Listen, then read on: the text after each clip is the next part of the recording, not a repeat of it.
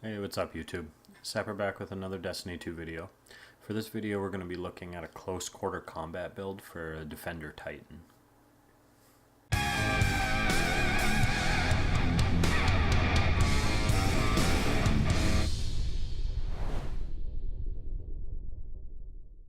Alright, so starting off we'll look at the skill tree.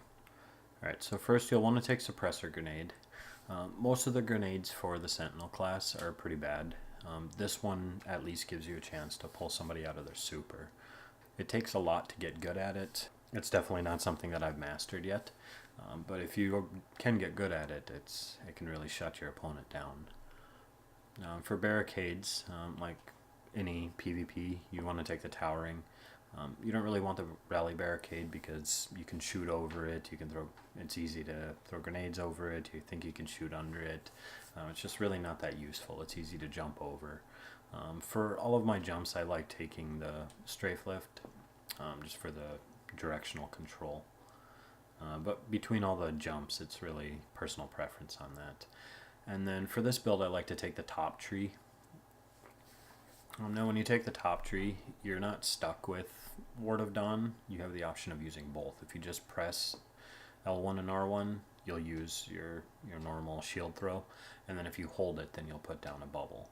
And what the bubble will do is it'll force people to come close to you, which is what you really want with this build. And then it also gives you, when you kill somebody with your melee ability, it gives you and anybody around you an overshield, which lasts for quite a long time. And then also your melee kills will restore health, so it's really good for just chaining melee kills. Alright, now another important part of this build is the Syntheseps. What this does is it allows you to punch from further distances, and if there's more than one enemy around you, it will increase the damage that you do with your melee. Now I have a reload speed for kinetic weapons in this. When I first recorded the gameplay on this, I was using a hand cannon, so that really made a big difference. But now that I've changed my weapons, I'll either change this out to reduce melee or grenades. For weapons, like I said, when I recorded this I was using the Better Devils. It's not a bad, it's a pretty good hand cannon. It does take a little bit of getting used to. And it does have decent range for a hand cannon. You know, you're not going to be killing people at scout rifle range, but it is pretty good for a little bit further out than what your secondary weapon will do. However, now I got another Antiope, so that's what I'm using for my close range kills. And another reason for using this one in my primary, or in my kinetic, is because when you come out of your super, regardless of which weapon you had beforehand, it's gonna equip your kinetic weapon. So this way, if I'm close to somebody and my super runs out, because I'm really bad at watching my super, I have my close quarter gun out and I can just start shooting right away. Now for my secondary, or my energy weapon, when I had recorded the gameplay, I was using the Last Hope, and the Last Hope is an awesome sidearm. However, since I switched to the Antiope, I didn't want to have two close quarter guns. I wanted to have something with a little bit of range, so I changed to Uriel's Gift for that. So if it's something that's a little bit too far, a little bit out of range of the Antiope, then I'll just pull out the Uriel's Gift and kill him. And then, of course, using a sword. Not the best sword, but it's a Titan, you have to use a two-handed sword. So I went ahead and went with that. Some other good options is there's the shotguns. I'm not sure if this is a good shotgun or not, probably not. But if you do have a shotgun, and if you do prefer shotguns, this build would be a good one to use the shotgun in. As far as the rest of your gear, I like to keep all of my stats somewhat even. I would like if I had maybe one or two less resilience and maybe one less mobility and then more recovery. But with this, as long as you're punching things, you're going to be gaining your health back. Now for this build, you can use any weapons that you're comfortable with, but what you want is you want two good close quarter weapons, and then you want one more that's a little bit further out, something that you know, if you can't stay close, something that you can kill things with. Um, and that's why I switched the guns that I was using when I originally recorded the gameplay, just because Uriel's Gift is so much better at range than Better Devils is. So with this, you could, if you wanted to, you know, you could use a Mida and then Last Hope, or you can use, you can use Origin Story and a Last Hope, or you can use Sunshot. You can use, you know, really any combination of those, or you can use, you know, you could use 2 close quarter with this and then a long range with this, but you really want one of these 2 to be a long range weapon, or at least a longer range weapon. Alright, so now we'll look at a little bit of gameplay with this build. Now this isn't the best map or game mode for close quarter combat build, just because all of the fighting usually is on B, and B is for the most part wide open. But I chose this gameplay for one reason. When it first starts out, there's, you know, you see how bad I do with it, and just because, you know, at ranged, especially with the Better Devils, it just doesn't do that well at all. But then towards the end of it, you know, I get somewhere where I can, you know, everybody is forced to come up close, and you can see just how much better this build does. Now on this map, if you were doing Clash, or if you were doing competitive and had survival, it might do a little bit better because, you know, you can sit in some choke points. But for control, it's just, this isn't really a build that you'd want to use for this one.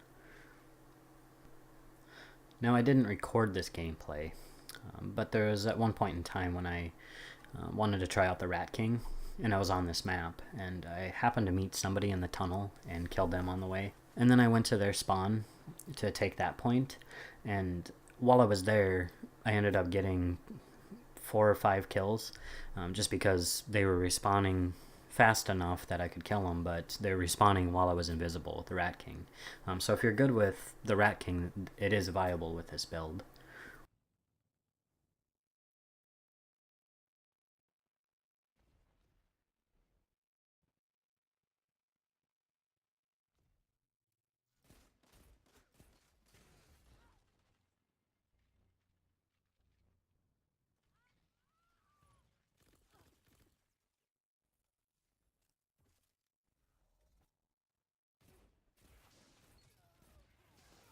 And so you can see when you try to use this build at range, especially with these weapons, it just really doesn't do well at all.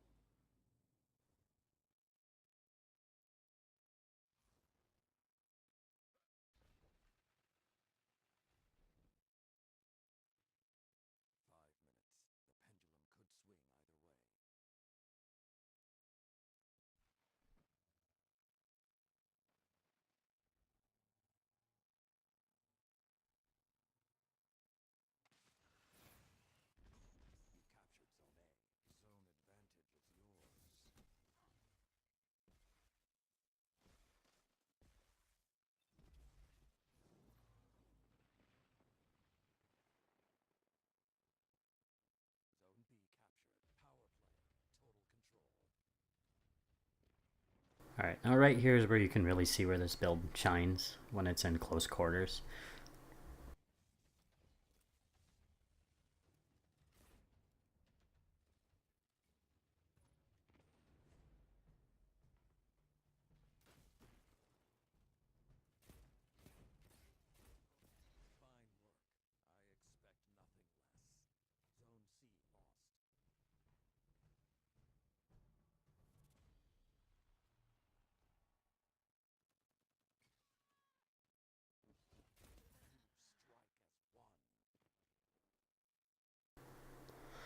And one thing that I could have and should have done here to make this even better was if I would have put up a barricade.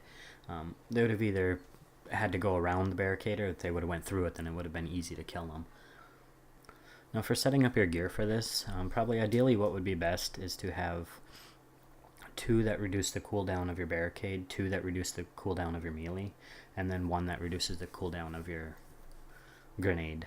Just because the grenade, it's mostly just to pull them out of supers, and it's really situational where you'd want to use it.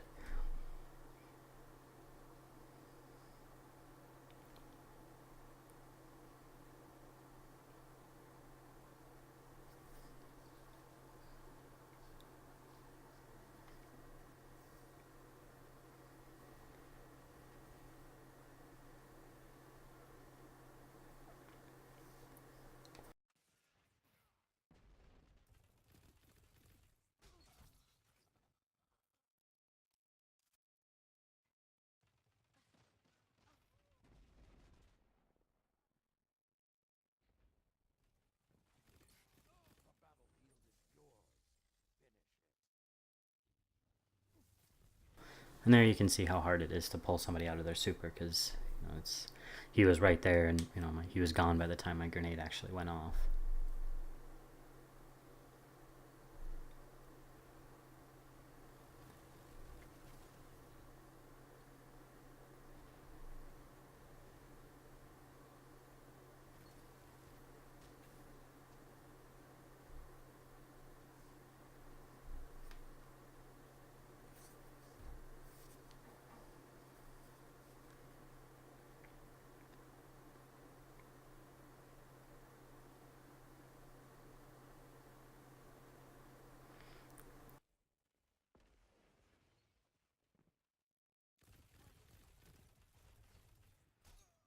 And there, that punch, I think that was just a hit recognition thing, because you could see that I hit him with the fist, it just didn't recognize that I hit him.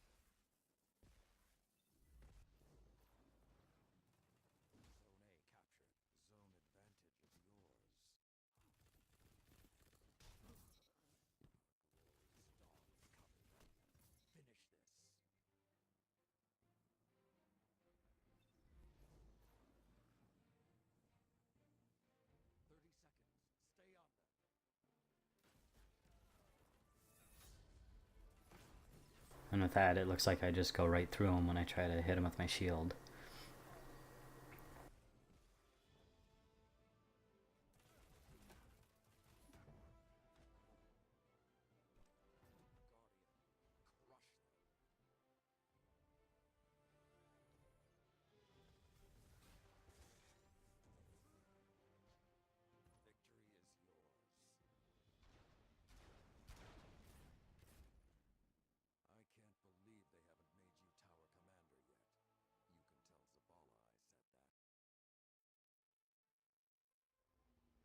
Alright, so you can see there that I got a 2.43 efficiency rating there. And with how bad I did in the beginning, it's probably 1 for 1 to start off with at best. It really just shows how well this build can do if you can just stay up close. Okay, I hope you guys enjoyed this video. If you did, go ahead and like and subscribe to see more. Until next time.